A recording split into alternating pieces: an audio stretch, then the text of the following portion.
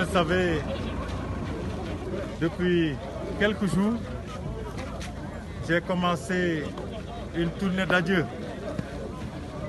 aux armées. Comme vous avez dû suivre, j'ai commencé mes premières visites en zone militaire numéro 3 à Kaolack, ensuite en zone militaire numéro 2 à Saint-Louis et Louga, plus tard en zone militaire numéro 5 à Ziguinchor, Bignona et Mbissine, ensuite à la zone militaire numéro 6 à Kolda et à Dabo, où nous avons inauguré un nouveau centre d'entraînement tactique, CT6, et enfin en zone militaire numéro 4 à Tambacounda.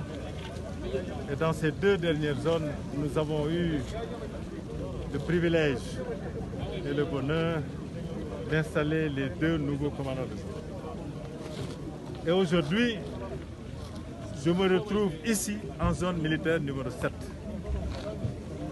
Comme vous le savez, la zone militaire numéro 7 est une zone de très grande importance pour les armées.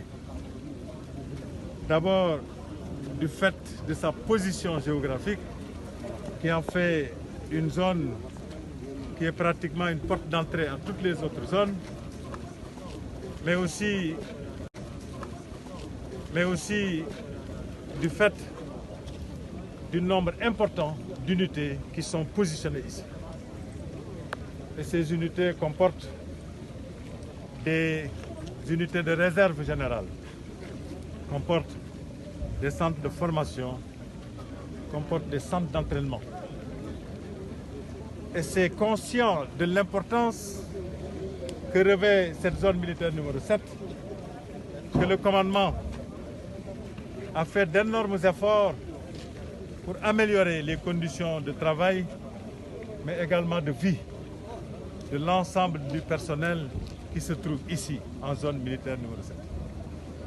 Et aujourd'hui, sous la présidence du ministre des Forces armées, nous avons visité et réceptionné plusieurs infrastructures qui ont été réhabilitées ou nouvellement réalisées au profit des personnels de la zone militaire numéro 7.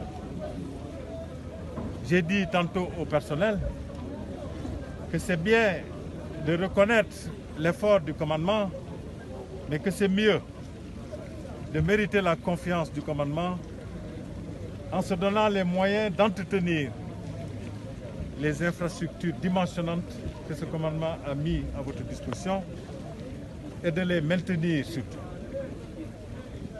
pour que les armées puissent demain à disposition et de les maintenir surtout, pour que les armées puissent demain se consacrer à d'autres travaux et n'aient pas à chaque fois à revenir sur les mêmes choses. Et je pense que le personnel l'a très bien compris. J'en ai profité également pour revenir sur certains principes fondamentaux pour la marche des armées. Principes de discipline, parce que l'armée c'est la discipline. Principes de solidarité, de cohésion et d'engagement, sans lesquels il est difficile pour une armée qui se veut professionnelle de faire son travail dans des conditions optimales. Et bien entendu, dire au personnel à quel point c'était difficile pour moi de lui dire adieu après pratiquement 40 ans de service dans cette institution. Et du fait surtout que je l'ai fait dans une base où j'ai passé une bonne partie de mon enfance en tant que Thiessois. Mais tout ça aussi doit nous rappeler que toute chose a une fin. Même la vie a une fin. Et que l'essentiel, ce n'est pas le temps qu'on a passé dans une institution, mais c'est ce qu'on a contribué dans l'institution. Nous n'avons pas tout fait, mais on a fait de notre mieux pour que les armées aillent de l'avant. Et nous avons prié avec nos camarades pour que le bon Dieu continue.